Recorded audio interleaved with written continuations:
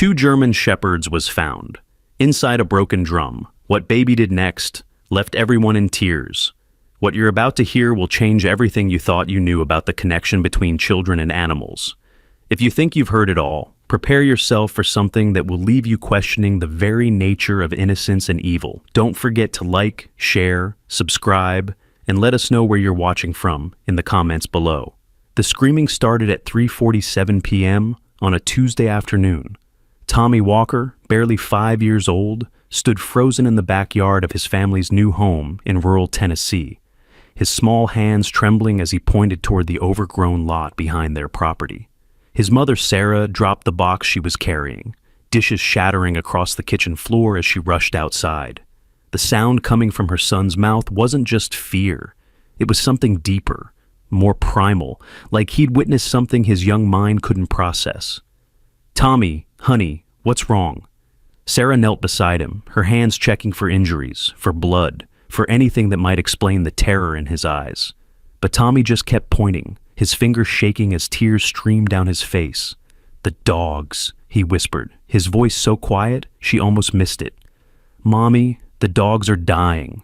Sarah looked toward the abandoned lot, seeing nothing but tall grass and rusted equipment left behind by whatever factory had once operated there. "What dogs, sweetheart?" "I don't see any dogs." Tommy grabbed her hand with surprising strength for such a small child. "They're in there, in the drum. They can't breathe good." Mike Walker appeared in the doorway, having heard the commotion from his home office. "Everything okay out here?" Sarah shook her head, still trying to calm Tommy. "He says there are dogs trapped somewhere. In a drum?" Mike's expression shifted from concern to mild frustration. They'd only moved in 3 days ago, boxes still piled in every room, and now their son was having some kind of episode. "Tommy, buddy, you probably just heard something from the neighbor's yard. Sometimes sounds carry funny out here in the country." But Tommy pulled away from both parents, taking several steps toward the fence that separated their property from the abandoned lot. "No!" "They're really there? They've been crying for so long, but nobody heard them except me." Something in his voice made Sarah pause. This wasn't a tantrum or an attention-seeking moment. Tommy's entire body was rigid with certainty, his usually bright eyes dark with an urgency she'd never seen before. "Mike," she said quietly, "maybe we should just check, just to be sure." Mike sighed, running a hand through his hair. "Fine, but Tommy, you stay here with Mom. That lot could have broken glass or—" "No!" Tommy's shout surprised them all. "I have to show you." "They know I'm coming. I promised them in my head that I would come." The parents exchanged glances. Promised them in his head? Sarah felt a chill despite the warm afternoon sun. She'd noticed things about Tommy before, little things. The way he'd known their cat in their old apartment was sick before she showed any symptoms. How he'd refused to get in the car one morning, crying until Mike checked and found the brake line had been damaged. Small things that were easy to dismiss as coincidence. "Okay," Mike said finally. "We'll all go together. But you hold my hand the entire time, understand?" Tommy nodded eagerly, already pulling his father toward the fence. There was a gap where the wood had rotted, just wide enough for them to squeeze through. The lot beyond was a tangle of weeds and debris, remnants of some industrial operation that had shut down years before Sarah and Mike had even considered moving to Tennessee. "Watch your step," Mike warned, lifting Tommy over a twisted piece of metal. "This place is a tetanus shot waiting to happen." They moved deeper into the lot, Tommy leading them with unwavering certainty despite never having been there before. Sarah noticed how he didn't hesitate, didn't look around as if searching. He knew exactly where he was going. "There," Tommy pointed ahead, "behind those big concrete things." Old concrete barriers, probably used for loading docks once upon a time, formed a maze of shadows and hiding spots. As they rounded the first barrier, Mike stopped short. "Jesus," he breathed. There, partially buried in dirt and weeds, was an industrial drum, the kind used for storing chemicals or waste.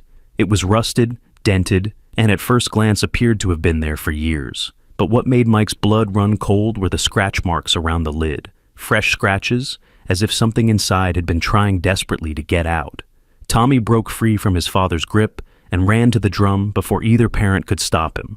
He pressed his ear against the metal and his face crumpled. They're so quiet now. We have to hurry. Mike approached cautiously, years of city living making him wary of unknown containers. But as he got closer, he heard it too. The faintest whimpering, so weak it was almost inaudible. "Sarah, call 911, he said, his voice tight. "Tell them we need help. Maybe animal control or—" But Tommy was already pulling at the lid with his small hands, tears streaming down his face. "No time. They're almost gone." Mike grabbed the lid, rust flaking off under his fingers. It had been sealed somehow, not welded but secured with industrial clips that had been deliberately fastened. Someone had wanted whatever was inside to stay inside. "Bastards," Mike muttered, working at the clips. They were stiff, fighting him, but adrenaline gave him strength. Sarah appeared beside him, having made the call, and together they managed to pry open the first clip, then the second. The smell hit them first. Urine, feces, and something else. Something that made Sarah gag, the smell of suffering. Mike lifted the lid, and what they saw inside made Sarah scream. 2 German Shepherd puppies, maybe 3 months old, lay at the bottom of the drum. They were skeletal, their fur matted with their own waste, eyes crusted shut. One wasn't moving at all. The other lifted its head weakly at the sound of the lid opening, trying to whimper, but producing only a rattling wheeze. "Oh my God," Sarah sobbed, reaching in. "Who would do this?" Tommy was already climbing into the drum before Mike could stop him. "Tommy, no, they might bite. They're scared and—" But the conscious puppy, instead of showing any aggression, pressed its face against Tommy's small hand, its tail attempting a feeble wag. Tommy gathered the puppy against his chest, then reached for the motionless one. "This one's still alive too," he said with certainty, though Mike couldn't see any sign of breathing. "But barely. She's holding on because she knows we're here now." Mike lifted Tommy out of the drum, puppies and all, just as sirens approached. But they weren't ambulance sirens. It was the police. Sarah's 911 call about possible animal cruelty had triggered a response from both law enforcement and animal control. The next hour blurred together in a chaos of uniforms and questions. Dr. Emily Chen from the emergency veterinary clinic arrived, having been called by animal control. She was a small woman with steady hands and kind eyes that turned hard when she saw the condition of the puppies. "How long do you think they were in there?" Sarah asked, watching his doctor. Chen worked on the seemingly lifeless puppy, administering fluids through an IV that looked too big for such a small creature. "Based on their condition? At least 5 days, maybe more." Dr. Chen's voice was professionally calm, but Mike could hear the anger underneath. No food, minimal air through those small holes someone drilled, probably just enough to keep them alive. This was deliberate torture. But why? Sarah couldn't understand it. "They're just puppies? Who would— Will they make it?" Tommy interrupted, still holding the conscious puppy despite several attempts by adults to take it from him. The puppy seemed to draw strength from his touch, its breathing becoming less labored. Dr. Chen looked at the boy, something flickering across her face. "The one you're holding has a chance. The other." She returned to her work on the motionless puppy. "I'm doing everything I can." Tommy moved closer to the examination table where the weaker puppy lay. "Her name is Luna," he said suddenly. "And this one is Max." Sarah started to correct him. They couldn't name dogs that weren't theirs. But something in Tommy's expression stopped her. He was looking at the puppies with an intensity she'd never seen, as if he was having a conversation no one else could hear. "Luna," Tommy whispered to the still form on the table. "I know you're tired. I know it hurts, but please don't go. Max needs you, and there are others who need us to find them." Dr. Chen's hands paused for just a moment. "Others?" Tommy nodded, not taking his eyes off Luna. "The man who did this has more. I can feel them crying, just like I felt Max and Luna. They're scared and hungry, and some of them are sick." Mike stepped forward. "Tommy, how could you possibly know?" "The same way I knew about the brake line," Tommy said simply, and Sarah's breath caught. They'd never told him they found the damaged brake line. He shouldn't have known that's what Mike discovered. Dr. Chen resumed working, but her movements were different now, more urgent. "There's a detective outside," she said carefully. "Maybe you should tell him about these feelings." As if responding to Tommy's plea, Luna's paw twitched. Then her chest rose in a deeper breath. Dr. Chen immediately adjusted the IV, adding something to the line. "That's impossible," she muttered. Her vitals were... She was going into complete organ failure. "She heard me," Tommy said, with the simple confidence only a child could have. "She's deciding to stay." Detective Ray Morrison was a tall, weathered man who'd seen enough in his 20 years on the force to be skeptical of most things. But something about the 5-year-old boy sitting in front of him, still cradling a half-dead puppy, made him listen carefully. "You say you heard them crying?" the detective asked gently. "From inside your house?" Tommy shook his head. "Not with my ears. With..." He touched his chest. "Here. Like when you know someone's watching you, but different. I knew they were hurting." Morrison made notes, his expression neutral. "And you think there are more animals?" "I know there are." Tommy's certainty was absolute. 7 more dogs, maybe 8. One is pregnant and she's really scared because she knows her puppies will be taken away. Sarah interjected, "Detective, Tommy has always been sensitive. He knows things sometimes, things he shouldn't be able to know." Morrison studied the family. They didn't seem like attention seekers or delusional. The father was clearly skeptical but supportive. The mother protective but honest. And the boy was something else entirely. "Can you tell me anything about who did this?" Morrison asked Tommy. Tommy closed his eyes, his hand still resting on Max's head. The puppy, despite everything it had been through, seemed calm in the boy's arms. "He's angry, really angry.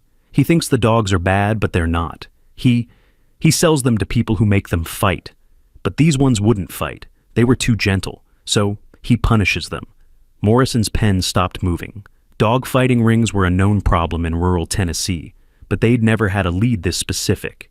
"Can you see what he looks like?" Tommy shook his head, eyes still closed. "But he drives a red truck. Old, with a dent in the side that looks like a smile. And he has a place underground. That's where the others are." "Underground?" Morrison leaned forward. "Like a basement?" "Like a bunker. It smells like oil and dog fear and..." Tommy's face scrunched up. "Medicine. Bad medicine that makes the dogs act mean even when they don't want to." Morrison stood abruptly. "I need to make some calls." He looked at Mike and Sarah. "Keep him here. Keep him safe. If what he's saying is true, we might be dealing with something bigger than just animal cruelty." As the detective left, Dr. Chen emerged from the treatment area, her expression one of bewildered relief. "Both puppies are stable. I don't understand it, but Luna, the one who was essentially dead when she arrived, her vitals are improving rapidly. It's not medically possible, but..." She trailed off, looking at Tommy. "What did you say to her?" "Just that she was loved," Tommy said simply. "Nobody ever told her that before." The next 3 hours passed in a blur of activity. Morrison's calls had triggered something. Suddenly the small veterinary clinic was surrounded by police vehicles. A man named Marcus Briggs had been on their radar for months, suspected of running dog-fighting operations, but always managing to stay one step ahead of the law. He owned an old factory on the outskirts of town, one that had been shut down for health violations years ago. And yes, he drove a red truck with a distinctive dent. "We're organizing a raid," Morrison told the walkers. "But I need to ask, would Tommy be willing to help us?" "Not at the scene," he added quickly, seeing Sarah's expression. "But if he could tell us more about what he feels, it might save lives." Tommy was already nodding. "They're getting weaker, especially the pregnant one. She's hiding her puppies. They were born 2 days ago, but she's trying to keep them quiet so the bad man doesn't find them." Morrison's radio crackled. "Detective, we've got eyes on Briggs. He's at the old Millerton factory." Red truck confirmed. "Don't move in yet," Morrison ordered. "If there are animals underground, we need to know exactly where before we..." "Northwest corner," Tommy said suddenly. "Under the floor with the broken machines. There's a door that looks like part of the wall. The pregnant dog, her name is Bella, she's behind that door." Morrison stared at the boy. "How specific can you get?" Tommy closed his eyes again, his whole body going still. Max whimpered in his arms, pressing closer as if offering comfort. 7 dogs total, 3 in cages on the left side when you go down the stairs. two in a pen together. They're brothers and won't eat unless they can see each other. One chained to the wall. He's the biggest and the man is most afraid of him, even though he's actually the gentlest. And Bella's in a separate room with her puppies. She had 4, but 1 already. Tommy's voice cracked. 1 already went to sleep forever. Sarah pulled Tommy close, but he resisted. We have to hurry. The man knows something's wrong. He's thinking about... Tommy's eyes flew open, wide with terror. He's going to burn it! He's going to burn the... Building with them inside. Morrison was already running for his vehicle, barking orders into his radio. All units move in now. Suspect may be attempting to destroy evidence. Possible arson in progress. Need fire department on standby. I'm coming, Tommy said, breaking free from his mother's arms. Absolutely not, Mike said firmly. Tommy, this is police work. They won't find Bella in time. Tommy was crying now, real tears of frustration and fear. The door is hidden, and she won't bark because she's protecting her babies. She'll die quiet so they don't find the puppies. Dr. Chen stepped forward. I'll take him. In my van. We'll stay at a safe distance, but if they need his help to locate the animals. She looked at the parents. I've seen what he can do. Those puppies shouldn't have survived, but they did because of him. Maybe he can help save the others. It was insane. Everything about this was insane. But Sarah found herself nodding. We're coming too. The convoy that raced toward the Millerton factory was unlike anything the small town had ever seen. Police cars, animal control vehicles, doctor, Chen's veterinary van, and even a fire truck, all converging on a single location, with an urgency typically reserved for human emergencies. Tommy sat between his parents in the back of Doctor, Chen's van, Max still in his arms, and Luna in a portable incubator beside them. The weaker puppy had insisted, somehow Tommy knew she had insisted, on coming along. She says the others need to know they're not alone anymore, Tommy explained, and nobody questioned it. They'd moved past questioning into simply accepting that Tommy knew things they didn't understand. As they approached the factory, black smoke was already visible against the evening sky. He's done it, Morrison's voice crackled over the radio doctor Chen had in her van. The bastard set fire to the building. Fire department's moving in, but we need to locate those animals now. Tommy closed his eyes, his whole body trembling. Bella first. Northwest corner, 20 steps from the entrance. Look for a crack in the floor that's darker than the rest. The door is there. She won't come out on her own. She's too weak and won't leave the puppies.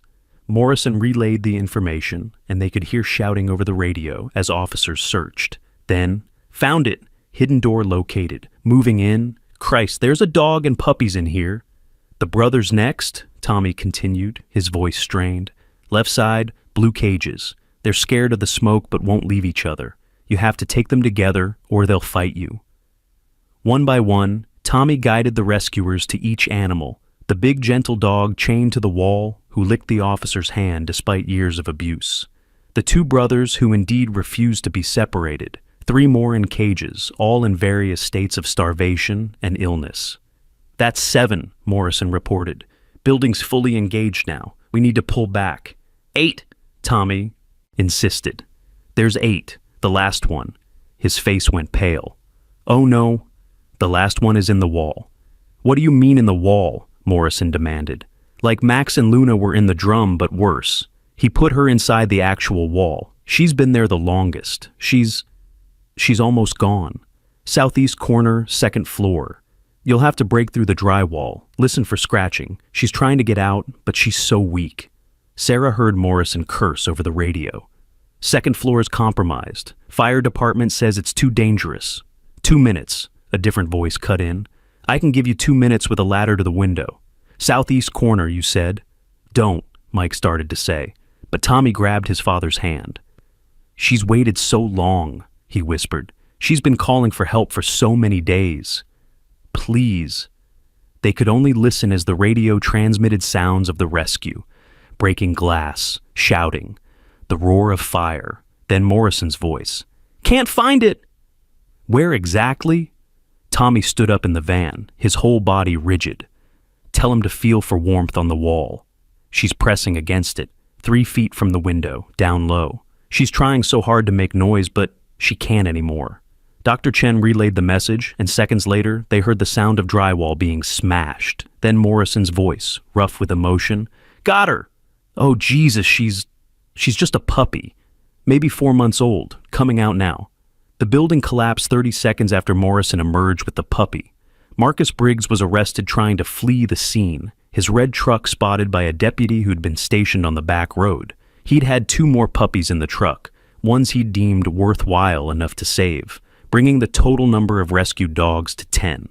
The scene at the veterinary clinic that night was controlled chaos. Dr. Chen had called in every favor she had, bringing in 2 other vets and multiple vet techs to help treat the rescued animals. Tommy refused to leave, moving from dog to dog with an instinct that amazed the professionals. This one needs water, but only a little at a time, he'd say. Or, she's scared of men. Can a woman check her instead? Each observation proved accurate, as if he was translating for creatures who had no other voice.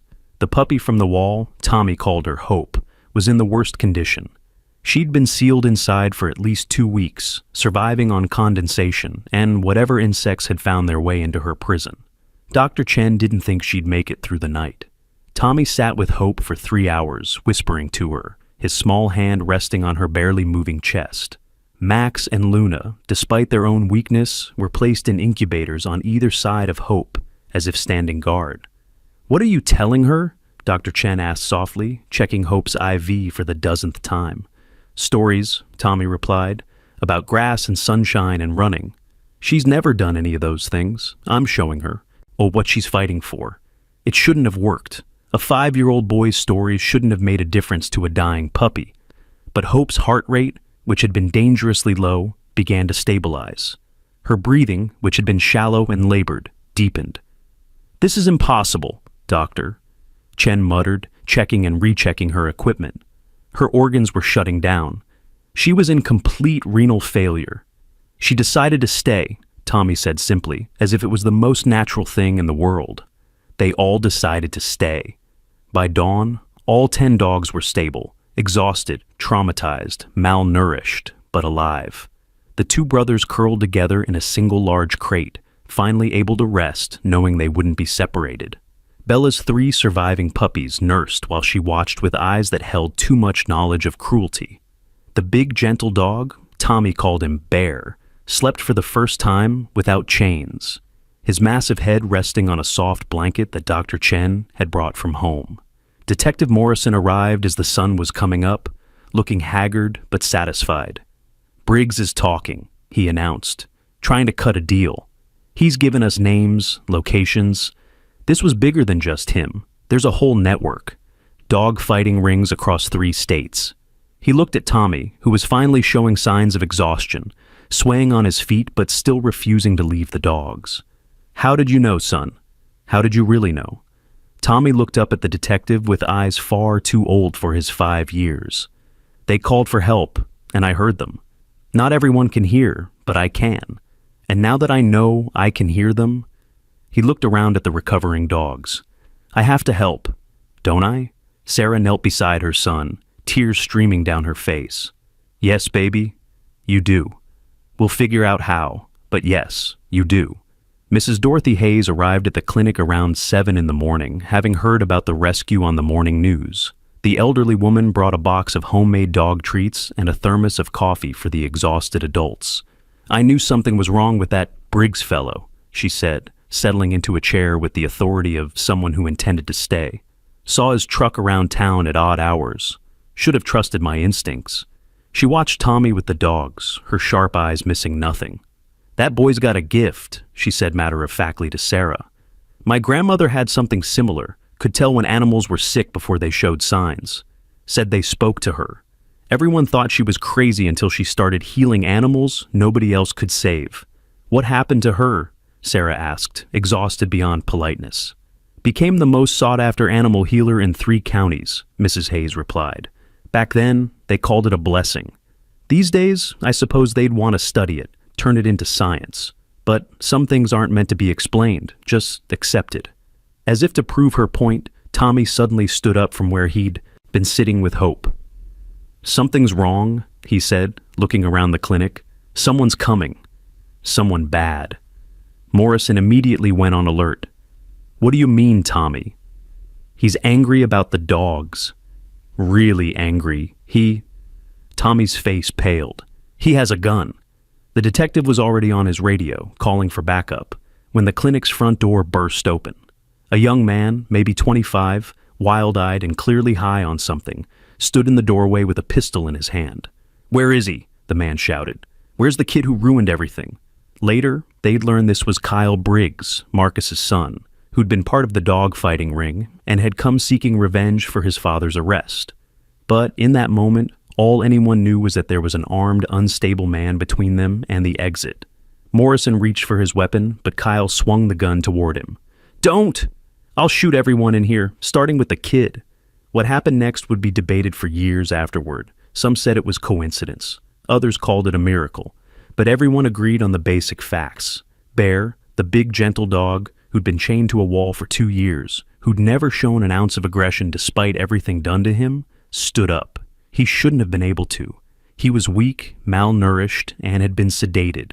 But he stood up, stepped out of his open crate, and positioned himself between Tommy and Kyle.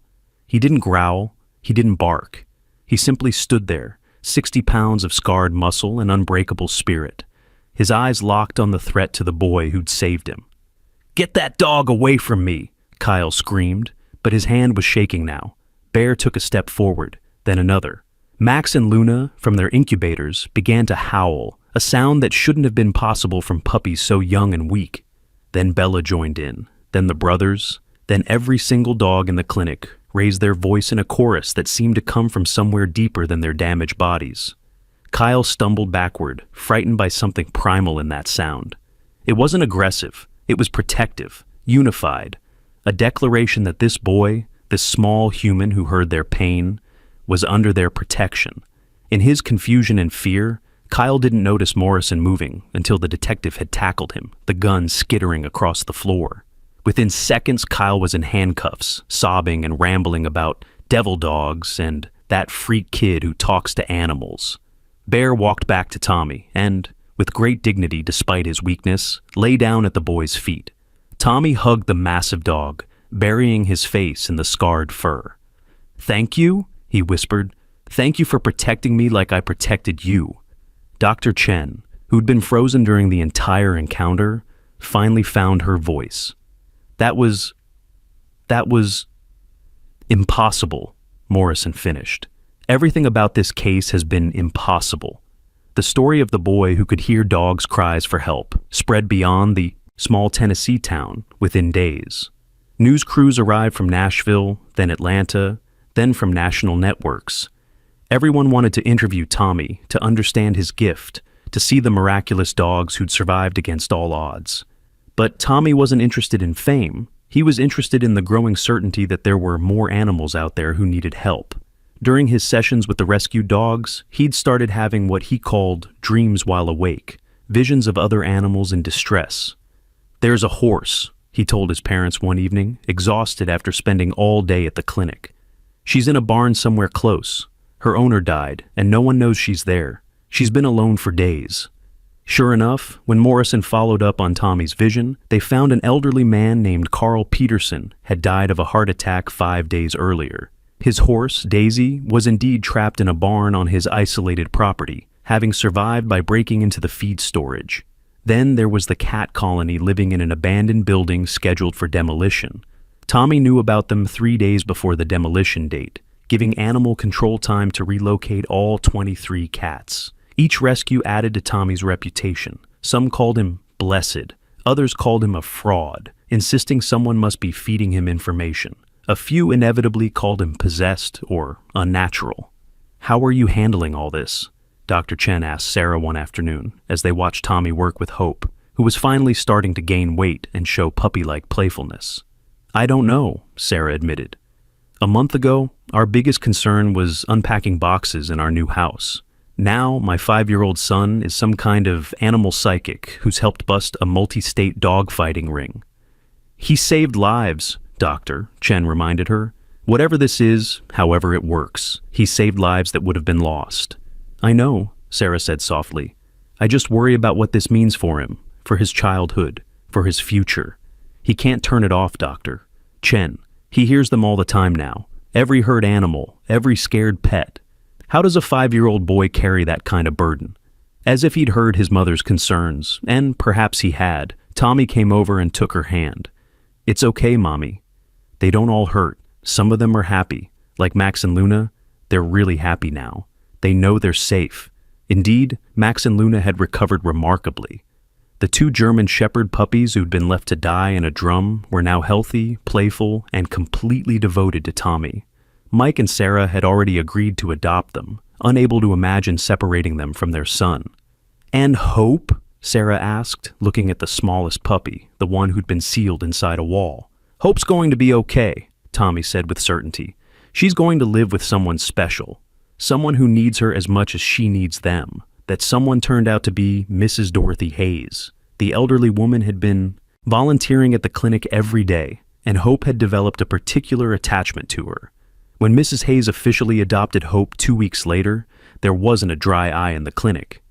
"She reminds me that survival is possible," Mrs. Hayes said, cradling the puppy who'd grown strong enough to walk and play. No matter how dark the prison, literal or metaphorical, survival is possible. Bear was adopted by a veteran named James, who'd lost his leg in Afghanistan and struggled with PTSD. The gentle giant seemed to understand James's pain without words, though Tommy suggested that maybe Bear actually did understand in his own way. The 2 brothers went to a family with twin boys who'd been begging for dogs for years.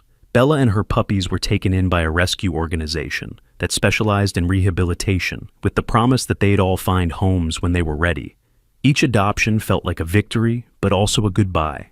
Tommy insisted on being present for each one, whispering something to each dog before they left. When asked what he said, he'd only reply, "I told them they're loved and they'll never be alone again." Marcus Briggs was sentenced to 15 years in prison for animal cruelty, illegal dog fighting operations, and attempted arson.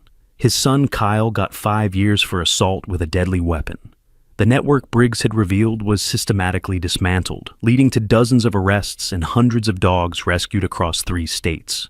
Detective Morrison, who'd become something of a regular at the Walker house, told them the investigation had uncovered fighting rings they'd been trying to bust for years. "Tommy did more for animal welfare in this state than a decade of police work," he admitted. But with the fame came challenges. People started showing up at the Walker house at all hours, bringing sick or injured animals, begging Tommy to help.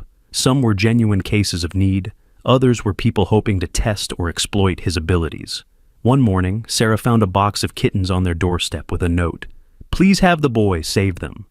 The kittens were perfectly healthy, just abandoned. Another time, a woman claimed her dog was dying, and only Tommy could save it. The dog had a minor ear infection. "We need boundaries," Mike said firmly after the 10th unexpected visitor in a week. "Tommy's a child, not a public service." They established rules. Tommy would work with Dr. Chen at the clinic 2 afternoons a week, helping with cases she felt needed his special insight. Emergency cases would be evaluated by Dr. Chen first, and absolutely no one was to approach Tommy at school or at home without an appointment. It helped, but it didn't stop the dreams. Tommy would wake up crying about a dog hit by a car 3 towns over, or a cat stuck in a drainage pipe, or horses being neglected on a farm. Each cry for help pulled at him, and his parents watched their cheerful little boy grow serious beyond his years. "I have to help them," he'd say when Sarah suggested he try not to listen so hard. "If I can hear them and I don't help, then their hurt is my fault." Dr. Chen brought in a child psychologist, Dr. James Harrison, to help Tommy cope with the emotional weight of his gift. Dr. Harrison was skeptical at first, until Tommy told him his own dog, who Dr. Harrison hadn't mentioned, was developing arthritis in his left hip and hiding the pain because he didn't want to be a burden. "How could you possibly know that?" Dr. Harrison asked, stunned. He'd noticed his dog favoring that leg just slightly, but hadn't had it checked yet. "Dogs are proud," Tommy explained patiently, as if it was obvious. "They don't want us to worry. Your dog, Chester, loves you so much that he'd rather hurt than make you sad." After that, Harrison's sessions with Tommy became less about determining if his abilities were real and more about helping him manage them. They worked on techniques for Tommy to turn down the volume on the animal voices, to create boundaries between himself and their pain. Think of it like a radio, Doctor, Harrison suggested. You can choose which station to listen to and how loud. It helped somewhat. Tommy learned to focus on the animals nearest to him, rather than trying to hear every cry for help in a 50-mile radius. But he couldn't turn it off completely and wasn't sure he wanted to. They were alone in the dark for so long, he told Doctor. Harrison, during one session, Max and Luna curled up on either side of him. Someone needs to hear them. The real test of Tommy's abilities came 6 weeks after the initial rescue. Dr. Chen received a call from the state police about a situation 2 counties over. A puppy mill had been discovered, but the owner had fled with what neighbors reported as the special ones, dogs he'd been using for breeding. "We have no idea where he went," the officer explained. "The property's been abandoned for at least a week. We're worried about the animals he took with him." Dr. Chen looked at Tommy, who was playing with Max and Luna in the clinic's yard. She'd been protective of him, turning down most requests for his help, but this felt different. This felt urgent. "Tommy," she called, "can you come here for a minute?" As she explained the situation, Tommy's face grew pale. Without a word, he sat down on the ground, closed his eyes, and grew very still. Max and Luna immediately positioned themselves on either side of him, as if standing guard while his mind went elsewhere. For 5 minutes, Tommy didn't move. Then his eyes flew open, filled with tears. "They're in an old storm cellar. The man left them there 3 days ago. He's not coming back. He got arrested for something else. They don't know they've been abandoned. They're still waiting for him. Can you tell us where?" Dr. Chen asked gently. Tommy nodded, but his whole body was shaking. "Near water. A lake or big pond. There's a yellow house that's falling apart above them. The cellar. Door is hidden under old wood and leaves. 5 dogs. One is pregnant and about to have puppies. They're running out of air." The information was relayed to police, and within 2 hours, they'd found the location, an abandoned property near Larkin Lake with a yellow farmhouse that matched Tommy's description. The storm cellar was exactly where he'd said, concealed under debris. Inside were 5 dogs, including a pregnant female who gave birth just hours after being rescued. "How?" the lead officer asked Dr. Chen. "How could he have known?" Dr. Chen had no answer that would satisfy a police report. She simply said, "Tommy has a gift. We don't understand it, but we've learned to trust it." The story made national news. 5-year-old psychic saves dogs from underground prison. The boy who hears what animals can't say. Tennessee's miracle child does it again. But fame came with a price. The walkers started receiving death threats from people involved in dog fightings who saw Tommy as a threat to their operations. They had to install a security system. Mike started working from home to be there when Sarah had to go to her job. They considered moving, starting fresh somewhere else. "But the animals here need me," Tommy protested when they discussed it. "Max and Luna need their yard, and Dr. Chen needs help at the clinic, and what if more animals get hurt?"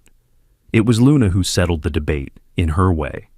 One evening, as the family discussed their options, the German Shepherd puppy, now growing strong and healthy, walked over to a corner of the living room and began pawing at the floor. Max joined her, both puppies whining and scratching at a particular spot.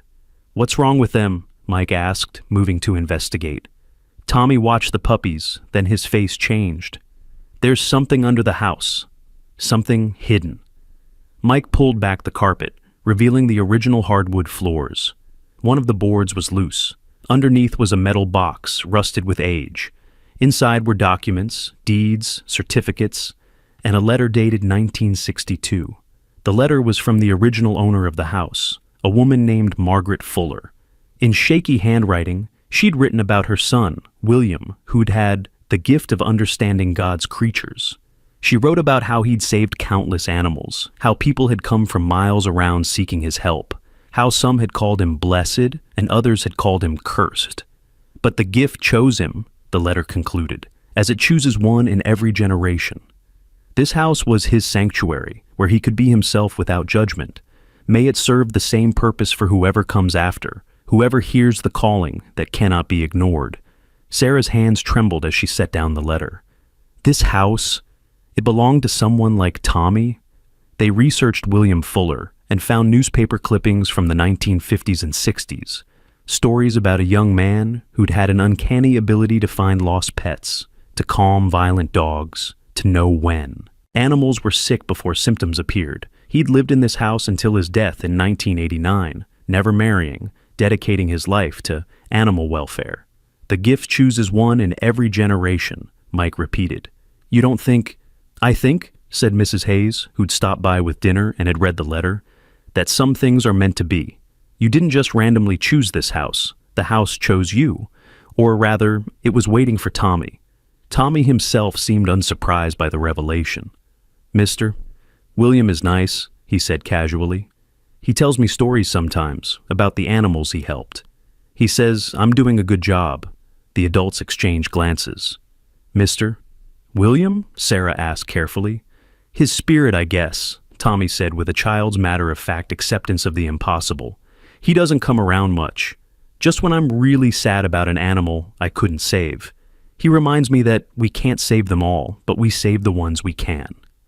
Whether it was imagination or something more, the discovery of William Fuller's letter changed something for the Walkers. This wasn't just a random gift or curse that had befallen their son. It was part of something larger, a legacy of compassion that stretched back generations. They decided to stay. The decision to stay in the house that had belonged to William Fuller changed everything. Within days of finding the letter, strange things began happening, not frightening, but profound. Tommy would wake up knowing exactly which injured animals would arrive at Dr. Chen's clinic that day. Max and Luna started exhibiting unusual behavior too, often alerting the family to visitors before they arrived, or standing guard at Tommy's door during his deepest visions. It's like the house itself is amplifying his abilities, Sarah told Mike one evening as they watched Tommy in the backyard, surrounded by Max, Luna, and 3 neighborhood cats who'd simply appeared and refused to leave his side. Ever since we decided to stay, he's been different. Stronger, somehow. Mike nodded, though the rational part of his mind still struggled with everything they'd witnessed. Dr. Chen called earlier. She wants to bring someone to meet Tommy, a researcher from Vanderbilt who studies human-animal communication. Another person wanting to study our son like he's some kind of experiment? Sarah's voice carried a protective edge. Maybe, Mike admitted. Or maybe someone who can help us understand what's happening to him. Because Sarah, it's getting stronger. Yesterday he told me about a dog in Kentucky. Kentucky? That's 200 miles away. Before Sarah could respond, Tommy came running inside, his face flushed with urgency. Mom, Dad, something bad is happening. Really bad. They'd learned not to question these moments. Sarah immediately knelt beside him. What is it, honey? There's a place... like the bad man's place, but worse. So much worse. Tommy's whole body was trembling. They're not just making dogs fight. They're doing things to them. Experiments. Making them sick on purpose to test medicine that isn't really medicine. Mike was already reaching for his phone to call Detective Morrison, who'd become their primary contact for Tommy's visions. But Tommy grabbed his father's hand. No, wait. There's something else. A girl is there. A human girl. She's locked up like the dogs. The room went cold. Sarah pulled Tommy close. A girl? Are you sure? Tommy nodded, tears streaming down his face. She's been there for 3 days. They took her because she saw something she wasn't supposed to see. Her name is Emma. She's 8. She's so scared, and she keeps thinking about her mom. And there's a dog with her, a German shepherd like Max and Luna, but older. The dog is trying to protect her, but they're both trapped. Mike's call to Morrison triggered an immediate response. Within minutes, their house was filled with law enforcement, including FBI agents who specialized in human trafficking cases. Tommy sat in the center of it all. Max and Luna pressed against him as he provided detail after detail. It's a white building that used to be a medical place, he said, eyes closed, his small body swaying slightly. Not a hospital, but like where they make medicine. There's a sign, but most of the letters fell off. Only lab is still there.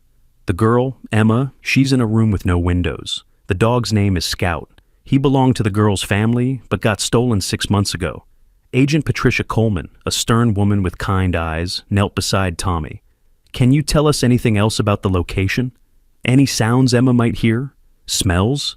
Tommy concentrated harder, and Luna whimpered, pressing her head against his hand, as if lending him strength. Trains. She hears trains going by, really close. like they shake the building. And it smells like the stuff they use to clean hospitals, but also like rust and mold. There's water dripping somewhere. She counts the drips to stay calm. How many people are holding her? Coleman asked. 3 men. One is young and nervous. He didn't want to take her, but the others made him. One is the boss, older, mean. He's the one who does the experiments. The third one? Tommy's face paled. The third one is really dangerous. He likes hurting things. Emma stays very still when he's around. The description was detailed enough that Morrison remembered something. There's an abandoned pharmaceutical lab about 40 miles from here, near the rail junction. Company went bankrupt 5 years ago. Building's been empty since then, or supposed to be. That's it, Tommy said, opening his eyes. That's the place. But you have to hurry. The mean one, the dangerous one, he's getting nervous. He wants to... Tommy couldn't finish the sentence, but everyone understood. Within an hour, a tactical team was assembled. Tommy wanted to go, insisting he could help find Emma faster, but this time, even Doctor. Chen agreed it was too dangerous. Instead, they set up a communication system where Tommy could provide real-time information while staying safe at home. Emma's in the northeast section, Tommy said into the radio they'd given him. His eyes closed as he connected with the frightened girl hundreds of miles away. 2nd floor, 3rd door on the right after the stairs. Scout is with her, but he's hurt. They hit him when he tried to bite them. There are 12 dogs in the basement. Some are really sick from whatever they gave them. The raid happened at 3 a.m. Tommy stayed awake, providing constant updates, his small voice guiding trained agents through the building, as if he could see through the walls. The dangerous one is awake. He's in the kitchen area, making coffee. The nervous one is asleep in a room near Emma. The boss isn't there. He left an hour ago, but he's coming back soon. When they found Emma, she was exactly where Tommy had said, huddled in a corner with Scout, despite his injuries, standing guard over her. The German Shepherd was skin and bones, one eye swollen shut, but he placed himself between Emma and the agents until he heard them say they were police. "Are you Emma?" the lead agent asked gently. The girl nodded, too traumatized to speak, but she clung to Scout as they carried them both out. In the basement, they found the 12 dogs Tommy had mentioned, all in various stages of illness from unauthorized medical testing. 3 were in critical condition. The men were arrested without major incident, though the dangerous one tried to run and was tackled by a K-9 unit. The boss, returning to the building, saw the police cars and tried to flee but was caught within miles. Emma's reunion with her mother was broadcast on every news channel. The footage of her refusing to let go of Scout, who'd been her family's dog before he was stolen, brought tears to millions of eyes.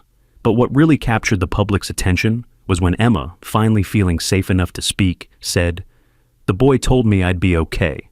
In my head, I heard a boy saying, 'Help was coming.'" The reporters went wild. How could Tommy have communicated with Emma? How had she heard him?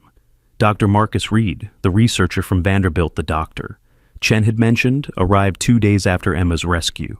He wasn't what the walkers expected, young, casual, with an easy smile and a genuine warmth that immediately put Tommy at ease.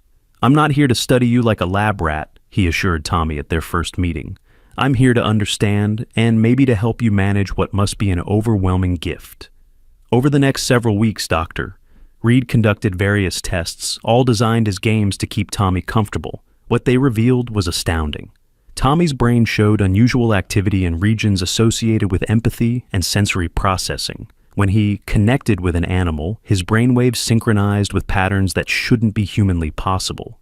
It's as if his consciousness can extend beyond his physical body, Dr. Reed explained to Sarah and Mike.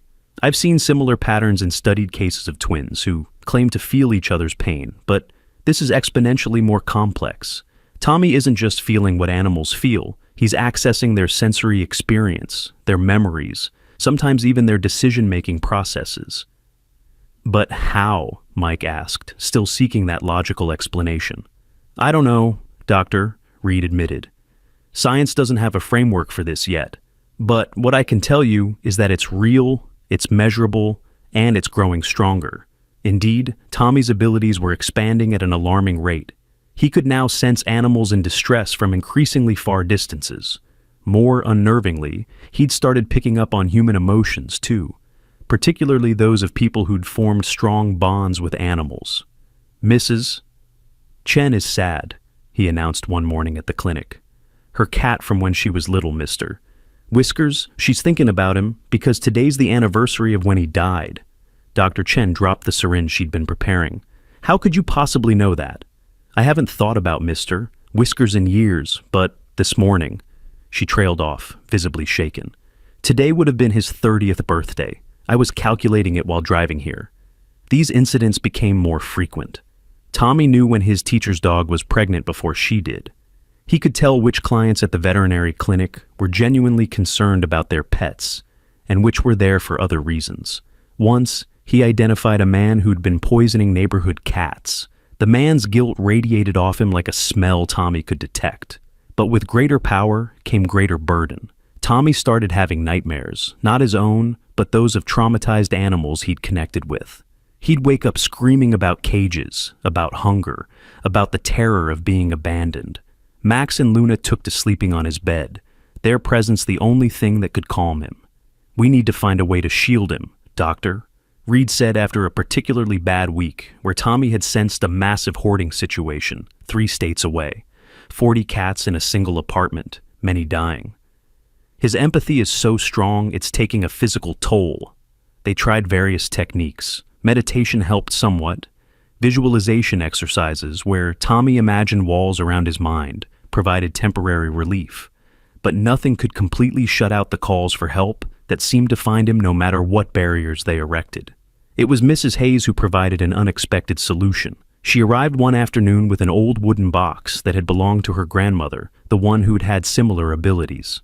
She called it her quiet box, Mrs. Hayes explained, opening it to reveal various objects: stones, feathers, a small mirror, dried herbs.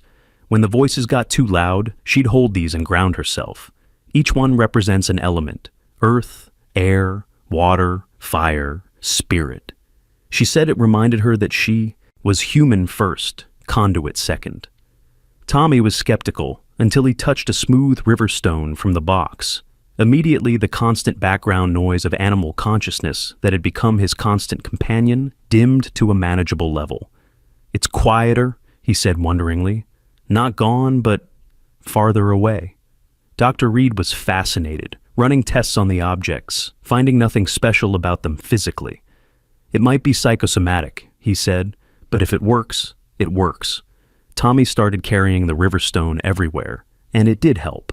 But even with the mental noise dimmed, he couldn't ignore the calls that truly mattered. 3 weeks after Emma's rescue, he had another major vision. This one was different. Instead of a single location or situation, Tommy saw a network, connections spreading across multiple states like a spider web. Dog-fighting rings, puppy mills, illegal breeding operations, all connected by the same group of people. "It's huge," he told Morrison, who'd come immediately when Mike called. "Bigger than anything we've found before. The man with the lab, the one who took Emma, he was just one piece. There are dozens of places, hundreds of animals." Morrison brought in the FBI again, and this time they took Tommy's vision seriously from the start. Agent Coleman returned with a team of analysts who mapped out everything Tommy described. The picture that emerged was staggering, a criminal organization that dealt in animal trafficking on a scale no one had imagined. "We need more than visions to build a case," Coleman explained. "We need evidence, probable cause for warrants." "Then let me help more," Tommy said with determination beyond his years. "I can find the evidence. The animals know things. They've seen faces, heard names, smelled drugs and weapons. They remember everything. It was dangerous, using a 5-year-old boy as an informant, even one with supernatural abilities. But Tommy's information had already saved dozens of lives. How could they not use his gift when animals were suffering? They developed a system. Tommy would have supervised sessions where he'd connect with animals from suspected locations. Dr. Reed monitored his vital signs while Dr. Chen watched for signs of distress. Morrison and Coleman would take notes, building cases that could hold up in court. The first session targeted a suspected puppy mill in Arkansas. Tommy connected with a female dog who'd been bred repeatedly, her puppies taken away too young. "Her name is Sadie," Tommy said, his voice distant. "She's had 6 litters in 3 years. The man who owns her is called Jake, but his real name is Jacob Thornton. He has a scar on his left hand from when one of the dogs bit him. He sells the puppies to a pet store in Memphis, but he tells them the puppies are 8 weeks old when they're really only 5. Each detail Tommy provided was verified, building probable cause for a warrant. When police raided the property, they found exactly what Tommy had described and more. Jacob Thornton was connected to the larger network, his phone containing contacts and messages that led to 5 more operations. But the sessions took a toll on Tommy. Each connection left him exhausted, and he'd often take on physical symptoms of the animals he'd connected with, limping if they were injured, refusing to eat if they were starved.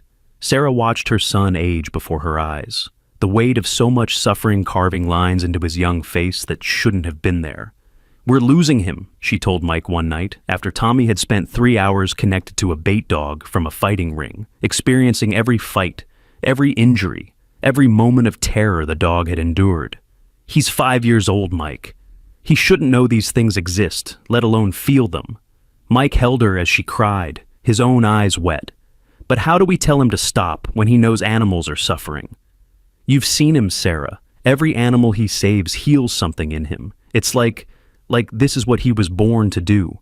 "No 5-year-old should be born to suffer," Sarah shot back. But she knew Mike was right. Tommy wouldn't stop, couldn't stop, not when he could hear them calling. The breakthrough in the case came from an unexpected source. Hope, the puppy who'd been sealed in the wall, now living happily with Mrs. Hayes, suddenly became agitated during one of Tommy's visits. She kept pawing at him, whining, clearly trying to communicate something urgent. Tommy sat with her, and his face went white. "Oh no, oh no, no, no." "What is it?" Mrs. Hayes asked, alarmed. Hope remembers something. From before the wall, she saw where they keep the records, all of them. Every transaction, every sale, every dog they've moved. It's in a storage unit. She went there once with the bad man when she was tiny. She remembers because there was a kind woman there who gave her water. The storage unit Hope remembered was in a facility 20 miles away. When the FBI searched it, they found years of meticulous records, not just for the local operation, but for the entire network. Names, dates, locations, financial transactions, even photographs of the dogs and their eventual fates. "This is it," Coleman told the assembled task force. "This is what we needed to take them all down." The raids happened simultaneously across 6 states. Over 300 animals were rescued, and 43 people were arrested. It was the largest animal trafficking bust in U.S. history, and it had all started with a 5-year-old boy hearing puppies cry from inside a drum. The media coverage was overwhelming. Tommy's face was everywhere. The boy who could speak to animals, the child who'd brought down a criminal empire. 60 Minutes wanted an interview. Oprah called personally. Movie producers started circling. But Tommy wasn't interested in fame. He was interested in the animals still arriving at Dr. Chen's clinic, traumatized and broken from their ordeals.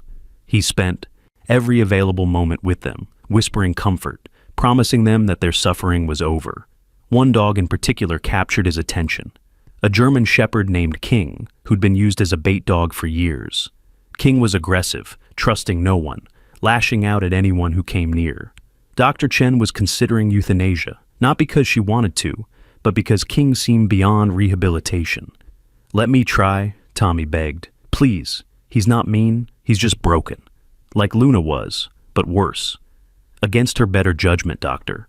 Chen agreed, but with strict safety protocols. Tommy could work with King, but only with barriers between them at first. Tommy sat outside King's kennel for hours, not trying to connect, just being present.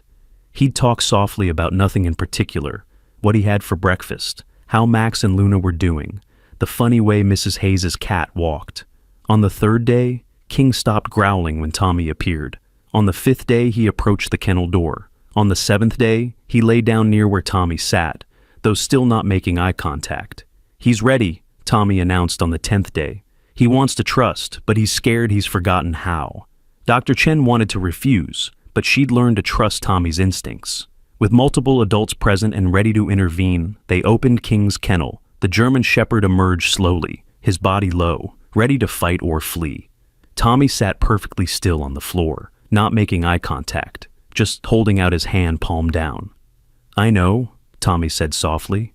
"I know everything they did to you, every fight you didn't want, every time you tried to be good but they hurt you anyway.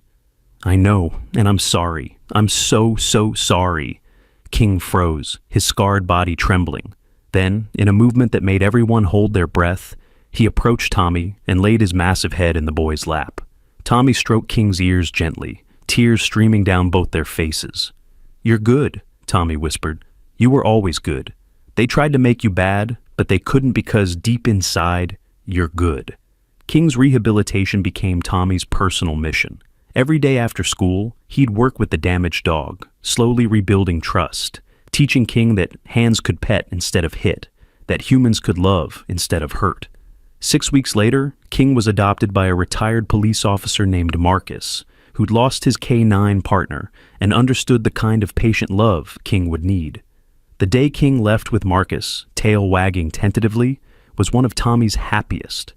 But it was also when things started to go wrong. Kyle Briggs had made bail. Marcus Briggs's son, who tried to shoot Tommy in the clinic, was out of jail pending trial, and he hadn't forgotten the boy who'd ruined his family's operation. The first sign of trouble was subtle. Max and Luna became agitated whenever they were in the front yard, growling at something no one else could see. Then Tommy started having different kinds of visions, not of animals in trouble, but of danger approaching. "Someone's watching us," he told his parents one evening, his voice matter of fact. "They're angry. Really angry. They blame me for something." Mike immediately called Morrison, who increased police patrols around their house. But Kyle was smart, careful. He watched from a distance, learning their routines, waiting for an opportunity. It came on a Thursday afternoon. Sarah had taken Tommy to the clinic for his regular session with the rescued animals. Mike was at a meeting in Nashville, his first time leaving town since the threats had started. The police patrol had just passed, not due back for another hour. Tommy felt it first, a wrongness in the air that made every animal in the clinic go silent. Max and Luna, who'd been playing in the clinic's yard, suddenly rushed inside, hackles raised, placing themselves between Tommy and the door. "Dr. Chen," Tommy said quietly, "someone bad is here." Before Dr. Chen could respond, Kyle Briggs walked through the door. He looked terrible, thin, unwashed, his eyes wild with rage and something else. Drugs, Dr. Chen realized. He was high on something that had stripped away whatever impulse control he'd had left. "You," Kyle pointed at Tommy. "You ruined everything. My dad's in prison because of you. We lost everything because of you." Dr. Chen stepped forward, trying to shield Tommy. "Kyle, you need to leave. Now. I'm calling the police." Kyle laughed, an ugly sound. "Go ahead. Call them. By the time they get here, I'll have done what I came to do." But he'd made a crucial mistake. He'd entered a building full of rescued dogs, many of whom had been victims of his father's cruelty, and every single one of them recognized him, his scent, his voice, the particular frequency of violence he carried. The growling started low, from the kennels in the back. Then it spread, dog after dog adding their voice to a chorus of warning. King, who was back for a checkup, stood up in his kennel, his lips pulled back in a snarl that would have terrified anyone who saw it. But it was Bella, the pregnant dog from the original rescue, who acted first. She'd been in the exam room with her puppies, now healthy adolescents. The door had been left slightly open, and she pushed through it, her puppies following. Kyle took a step back as 5 German shepherds emerged, all focused on him, with an intensity that spoke of remembered trauma. "Keep them back!" he shouted, but his voice cracked with fear. "I'm not doing anything," Dr. Chen said steadily. "They remember you, Kyle. They remember what you and your father did to them." More dogs emerged from various rooms, the brothers still inseparable. Bear, visiting from his adopted home, even Hope, who Mrs. Hayes had brought in for a routine checkup. They formed a circle around Tommy, not aggressive but protective, their message clear. To get to the boy, Kyle would have to go through them. "This is insane," Kyle muttered, but he was backing toward the door now. The dogs moved with him, maintaining their protective formation around Tommy. "They're not going to hurt you," Tommy said quietly. "They're not like you and your dad. They just want you to leave." Kyle's face contorted with rage. "Shut up! You don't know anything. You're just a freak kid who thinks he can talk to animals." "I don't think," Tommy said simply. "I know, and I know you're scared, not just now, but always. Your dad hurt you too, didn't he? Made you help with the dogs even when you didn't want to. You tried to be good once, but he wouldn't let you." Kyle froze. How could you? The dogs remember, Tommy said. They remember a younger you, one who would sneak them food sometimes, one who cried when your dad made you watch the fights. You weren't always bad, Kyle. You chose to become bad. Something in Kyle broke. He fell to his knees, sobbing, the drugs and exhaustion and years of suppressed humanity crashing over him at once. I didn't want to, he cried. I never wanted to hurt them. But he said if I didn't help, I was weak, worthless. The dogs' growling stopped. One by one, they sat down, still watchful, but no longer threatening. Even they, who had every reason to hate this man, recognized genuine remorse when they saw it. Morrison arrived minutes later, having been alerted by Doctor Chen's silent alarm. Kyle went without resistance, still crying, broken by a 5-year-old's compassion and the forgiveness of creatures he'd helped torture. Kyle's breakdown and arrest marked a turning point. He agreed to testify against the remaining members of the trafficking network in exchange for a reduced sentence and mandatory rehabilitation. His testimony led to dozens more arrests and hundreds more animals rescued. But for Tommy, the victory felt hollow. He'd seen into Kyle's heart, felt the twisted pain that had turned a potentially good person into a monster. It added another layer to the burden he carried, understanding not just animal suffering, but the human suffering that often caused it. How do you hold all of this? Dr. Reed asked during one of their sessions. The pain, the fear, the anger, the sadness. How does a 5-year-old boy contain all of that? I don't, Tommy said simply. I share it. With Max and Luna, with Mom and Dad, with Dr. Chen, and with the animals. They help me carry it, just like I help carry theirs. Dr. Reed's research had revealed something remarkable. Tommy's connection with animals was bidirectional. Just as he could feel their pain, they could feel his compassion. The healing went both ways. Tommy helped them trust again, and they helped him process the darkness he encountered. It's symbiotic, Doctor. Reed explained to Sarah and Mike. Tommy's not just an empath, he's a conduit for healing.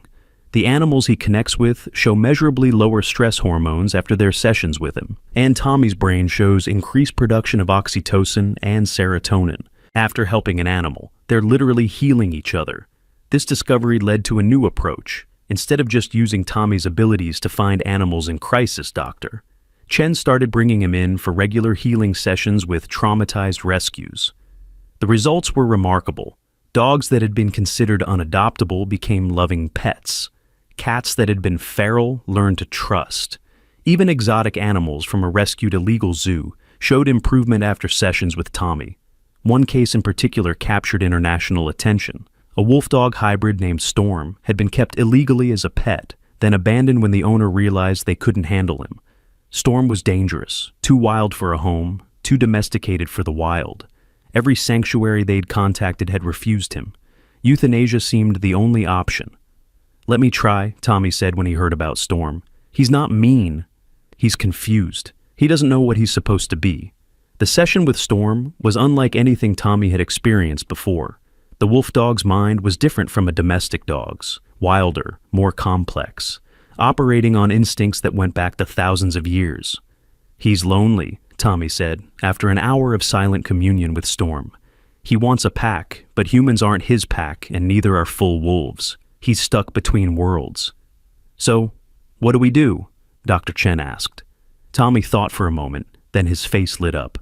The sanctuary in Colorado, the one that has other wolf dogs. He's seen it in my mind and he wants to go there. He knows there are others like him there. The sanctuary in Colorado had initially refused Storm, but after Tommy spoke with them, explaining what Storm needed and promising the wolf dog would integrate well with their pack, they agreed to a trial period. 6 months later, the sanctuary sent a video. Storm was running with 5 other wolf dogs, clearly the beta of the pack, happy and healthy and finally home.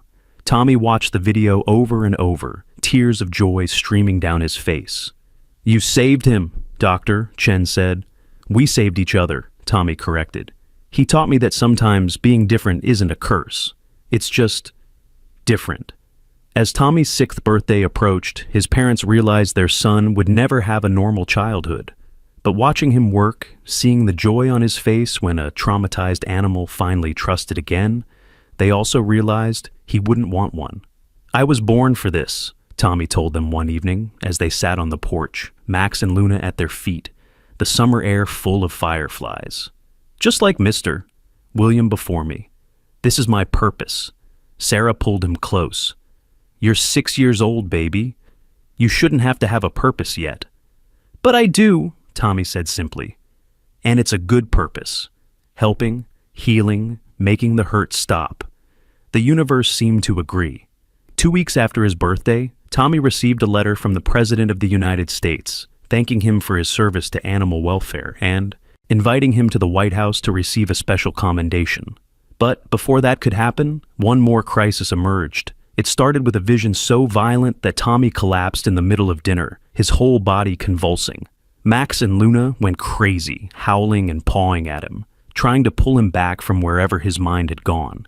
When he finally came back to himself, he was sobbing so hard he could barely speak. So many, he gasped, so many of them. Underground, deep underground. They've been there for years, forgotten. Everyone forgot about them. It took an hour to calm him enough to get details. A research facility, abandoned after a company went bankrupt. The scientists had left, assuming someone else would handle the test animals. But no one had. Automated feeding systems had kept them alive, but barely. Generations of rats, mice, rabbits, and even some primates living in darkness, forgotten by the world above. Where? Morrison asked urgently. He'd arrived within minutes of Mike's call. I don't know exactly, Tommy cried, frustrated. It's old. Really old. The animals don't know where they are. They've never seen sunlight. Some were born there and died there without ever seeing sky. Dr. Reed had an idea. Tommy, can you have one of them look for any writing? Signs, labels, anything? Tommy closed his eyes, Max and Luna pressing against him. Minutes passed. Then, GeneTech research. Sublevel 3. Authorized personnel only. A quick search revealed GeneTech Research had gone bankrupt in 2018. Their main facility in Ohio, abandoned after a lengthy legal battle. The building had been sold and resold, tied up in litigation, with no one taking responsibility for clearing it. The rescue operation was massive. When they broke into Sublevel 3, they found exactly what Tommy had described. Hundreds of animals in automated testing chambers, kept barely alive by systems that should have failed years ago. Many were descendants of the original test subjects, born into captivity so complete they didn't even know another world existed. The photographs from the rescue went viral globally. The image of a monkey reaching toward sunlight for the first time, of rabbits feeling grass under their feet, of mice discovering that the world was bigger than a plastic box. They broke hearts and changed minds about animal testing regulations worldwide. Tommy insisted on being present for the rescue, though his parents tried to protect him from the worst of it. He moved through the facilities like a small prophet, his presence calming terrified creatures who'd never known kindness. You're free, he told each one. You're finally free. The GeneTech rescue led to new federal legislation, the Tommy Walker Act, requiring regular inspections of all research facilities and immediate intervention if animals were found abandoned. It wasn't everything, but it was something. At the White House ceremony, the president asked Tommy what he wanted to be when he grew up. I already am what I'm supposed to be, Tommy replied, Max and Luna sitting proudly beside him. I'm a voice for the ones who can't speak. I'm hope for the ones who've given up. I'm the bridge between their world and ours. The president nodded, visibly moved. Then I'd say you're already doing the most important job in the world. As they returned home from Washington, Tommy had another vision, but this one was different. Not pain, not fear, but joy. Animals all over the country, safe in loving homes. Their suffering ended because one 5-year-old boy had heard their cries. Do you see them? Tommy asked his parents, his eyes bright with unshed tears. All the ones we saved? They're happy now. They're loved. Sarah and Mike couldn't see what Tommy saw, but they didn't need to. They could see it in their son's face. The weight lifting, if only momentarily, the knowledge that despite all the darkness he'd witnessed, he'd made a real difference. But the story wasn't over. It never really could be, not as long as animals suffered and Tommy could hear them. The calls still came, day and night. A dog left in a hot car, a horse with an untreated injury, cats abandoned when their owners moved. Tommy answered them all, or as many as he could. With Dr. Chen's help, they established the Tommy Walker Foundation, dedicated to investigating reports of animal abuse and neglect. Donations poured in from around the world, funding rescues and rehabilitation programs. Max and Luna, now fully grown, never left Tommy's side. They'd become more than pets. They were his partners, his protectors, his anchors to the human world when the animal voices threatened to overwhelm him. Their own experience in that drum had made them bridges too, understanding both suffering and salvation. One evening, as Tommy sat in his room doing homework, he still had to go to school despite everything. Luna suddenly stood up, alert. A moment later, Tommy felt it too. Not a cry for help this time, but something else. A presence. Warm, comforting, familiar. "Mr. William," Tommy whispered to the empty room. The presence seemed to smile, though Tommy saw nothing. Just a feeling, a sense of approval, of passing the torch. Then, as suddenly as it had come, it was gone. But it left something behind. A certainty in Tommy that this gift, this burden, this purpose, it was exactly where he was supposed to be. Every rescued animal, every prevented suffering, every moment of connection between species, it all mattered. "Thank you," Tommy whispered, not sure if he was thanking William Fuller, the universe, or the gift itself. Max and Luna curled up beside him, and for a moment, the voices of all the world's animals seemed to quiet, offering him a rare moment of peace. Tomorrow there would be more calls, more rescues, more challenges. But tonight, a 6-year-old boy who could hear what others couldn't sat surrounded by love. The love of his family, the love of the animals he'd saved, and the love that flowed through him to every creature that needed it. Dr. Chen often said that Tommy had saved hundreds of animals, but Tommy knew the truth. They'd saved him too. Each rescue had taught him about resilience. Each rehabilitation had shown him that healing was possible. Each adoption had proven that love could triumph over cruelty. The statistics were staggering. In just 1 year since finding Max and Luna in that drum, Tommy had directly led to the rescue of over 500 animals. His visions had resulted in 73 arrests, the shutdown of 15 illegal operations, and new legislation in 12 states. But numbers couldn't capture the real impact. The child who got to keep their beloved pet because Tommy sensed its illness in time. The veteran who found purpose in caring for a rescued dog. The elderly woman who found companionship in a cat that would have been euthanized. Dr. Reed published papers about Tommy's abilities, careful to protect his identity while advancing scientific understanding of human-animal communication. His research suggested that Tommy wasn't unique, that many children had similar abilities but lost them as they grew older, trained by society to ignore the subtle connections between species. "Tommy's gift isn't supernatural, Doctor," Reed explained in a widely viewed TED Talk. "It's deeply natural. He's maintained a connection that most of us lose, a reminder that humans and animals aren't as separate as we like to think. We're all part of the same living world, all capable of communication if we just remember how to listen." This led to the development of programs teaching children to nurture their natural empathy with animals. While none showed Tommy's level of ability, many children demonstrated increased sensitivity to animal emotions and needs. It was a small step toward a more compassionate world. But it was a beginning. Tommy himself became a teacher, not formally, but naturally. Children would visit the clinic to watch him work with rescued animals, learning not just about animal care, but about empathy, patience, and the power of gentleness. He showed them that strength wasn't about dominance, but about the courage to care, to feel, to help even when it hurt. One girl, Lily, showed particular promise. She was 7, shy, and had been selectively mute since witnessing a traumatic event. But when she met Tommy and the animals, something shifted. She couldn't speak to humans yet, but she whispered to the dogs, and amazingly, they seemed to understand. "She has it too," Tommy told his parents. "Not as strong as mine, but it's there." The animals help her feel safe enough to communicate.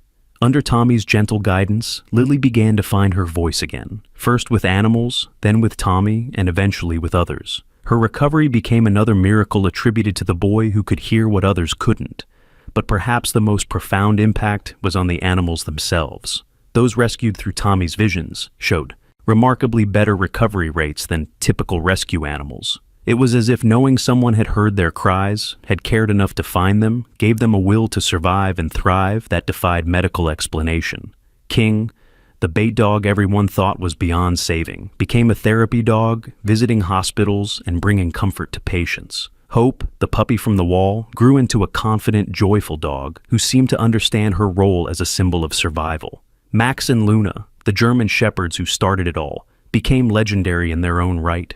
The dogs who'd called out from darkness and found the one human who could hear them. The ripple effects continued spreading. Veterinary schools started including courses on animal communication and empathy. Animal welfare laws were strengthened nationwide. The general public became more aware of the signs of animal abuse and more willing to report it.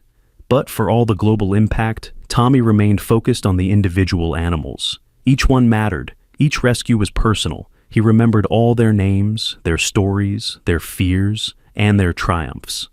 On the anniversary of finding Max and Luna, the day that had changed everything, the walkers held a gathering in their backyard. It wasn't planned, but somehow everyone knew to come. Dr. Chen, Detective Morrison, Mrs. Hayes with Hope, the families who'd adopted the rescued dogs, even Agent Coleman from the FBI. The yard filled with people and animals whose lives had been touched by a 5-year-old boy's impossible gift.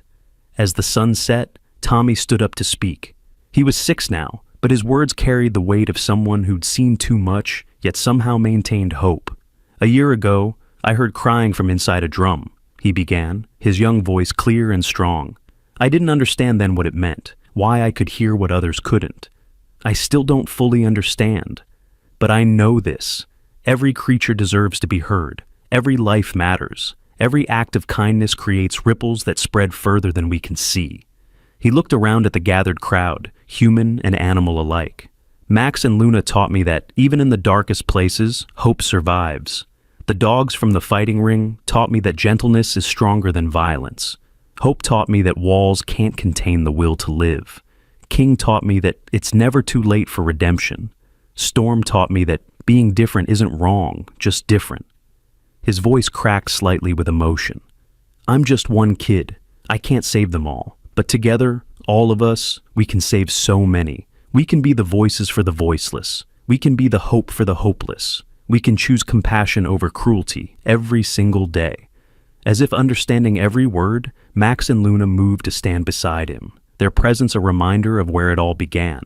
The other animals, dogs, cats, even a few rabbits from the Genetech rescue, gathered closer, creating a living testament to the power of one child's gift. "Some people call me special," Tommy continued, "but I'm not. Not really, I just listen. And if a 6-year-old kid can change the world by listening, imagine what all of us could do if we really heard each other, humans and animals alike." The crowd was silent, many wiping away tears. Then Mrs. Hayes started clapping, slowly, deliberately. Others joined in until the applause became thunderous. But it wasn't just for Tommy. It was for all of them, for the community that had formed around a shared purpose, for the proof that compassion could triumph over cruelty. As the evening wore on, stories were shared. The couple who'd adopted the brother dogs talked about how the inseparable pair had taught them about loyalty. James spoke about how Bear had helped him deal with his PTSD better than any therapy. The sanctuary sent a video of Storm running with his pack, finally home. Each story was a thread in a tapestry of healing that had spread far beyond what anyone could have imagined when Tommy first heard those puppies crying from inside a drum. Dr. Reed announced that his research had received major funding to establish the Tommy Walker Institute for Human-Animal Communication Studies. It would be dedicated to understanding and nurturing the connections between species, with Tommy as its youngest advisor. Detective Morrison revealed that the task force created in response to Tommy's visions had become a permanent unit, dedicated to investigating animal cruelty with the same resources typically reserved for human crimes.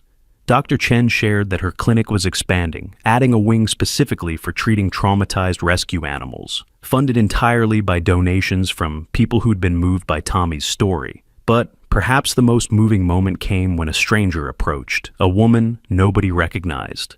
She was holding a small mixed-breed dog, clearly nervous but determined. "You don't know me," she said to Tommy, "but you saved my life. I was in a dark place, ready to give up. Then I saw the story about you and Max and Luna on the news. How you heard them when no one else could. How you didn't give up even when adults didn't believe you. She knelt down to Tommy's level, tears streaming down her face. I realized if a little boy could hear puppies crying through walls, maybe someone could hear me too. I got help. And I adopted Rosie here from a shelter. We saved each other because of you. Tommy hugged the woman and Rosie, and in that moment, the true scope of his impact became clear. It wasn't just about the animals he'd directly saved. It was about the hope he'd inspired, the compassion he'd awakened, the reminder that every cry for help deserved to be heard. As the gathering ended and guests began to leave, Tommy sat on the porch with his parents, Max and Luna at his feet. The night was peaceful, filled with the normal sounds of a summer evening. Crickets, distant traffic, a dog barking somewhere in the neighborhood. "Do you still hear them?" Sarah asked softly. "The animals in trouble?" Tommy nodded. "Always, but it's different now. Before, I only heard the pain. Now I hear the joy too. All the ones we've saved, living happy lives. It balances out the sadness." Mike wrapped an arm around his son. "We're so proud of you, buddy. But you know you don't have to save them all, right? You're still just a kid." "I know," Tommy said, leaning into his father's embrace. "But I save the ones I can. And maybe, by showing others how to listen, they'll save the ones I can't reach." A shooting star streaked across the sky, and Tommy closed his eyes to make a wish. But then he smiled and shook his head. "What did you wish for?" Sarah asked. "Nothing," Tommy said. "I realized I already have everything I wished for. A family who believes in me, friends who understand me, and a purpose that matters." He stood up, ready to go inside. To rest before tomorrow brought new challenges, new rescues, new opportunities to bridge the gap between human and animal worlds. "Besides," he added with a wisdom beyond his years, "the animals don't need my wishes. They need my actions. And tomorrow, I'll be ready to answer their calls again." As the Walker family went inside, Max and Luna lingered for a moment on the porch, as if standing guard. They looked out into the night, alert to any cries for help, ready to wake Tommy if needed. They were more than pets now. They were partners in a mission that had started with their own rescue and had grown into something miraculous. Inside, Tommy prepared for bed, but not before checking on the small mouse he'd found that morning, injured and abandoned. He'd brought it home in a shoebox, another life that needed saving. As he gave it water and food, he whispered the same promise he made to all of them. "You're safe now. You're heard. You're loved." The mouse, as if understanding, curled up in the soft bedding Tommy had prepared, finally able to rest. This was Tommy's life now, a constant cycle of hearing, helping, and healing. It wasn't the childhood his parents had imagined for him, but it was the one he'd chosen, or perhaps the one that had chosen him. As he finally drifted off to sleep, Max and Luna by his side, Tommy's last thought was of all the animals still out there, waiting to be heard. Tomorrow he would listen for them. Tomorrow he would answer their calls. Tomorrow he would continue the work that had begun with 2 German Shepherd puppies crying from inside a drum. But tonight, he was just a 6-year-old boy who'd changed the world by refusing to ignore a cry for help.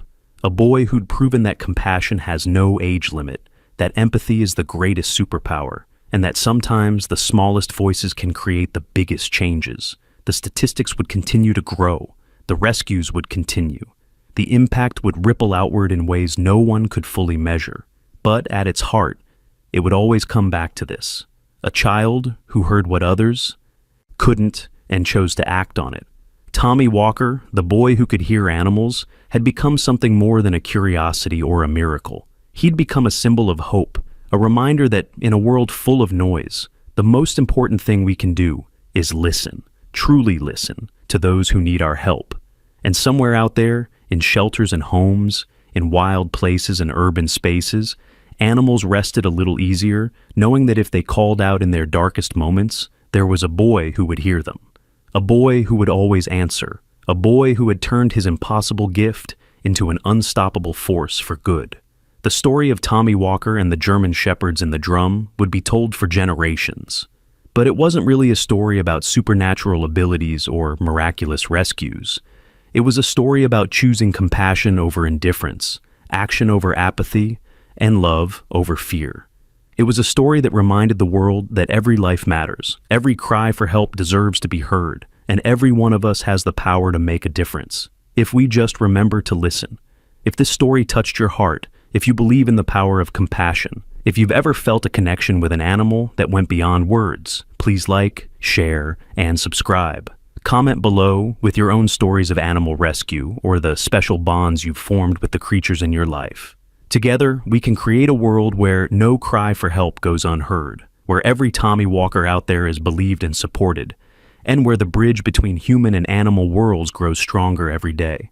Don't forget to subscribe for more incredible true stories that will restore your faith in humanity and the amazing connections possible between all living beings.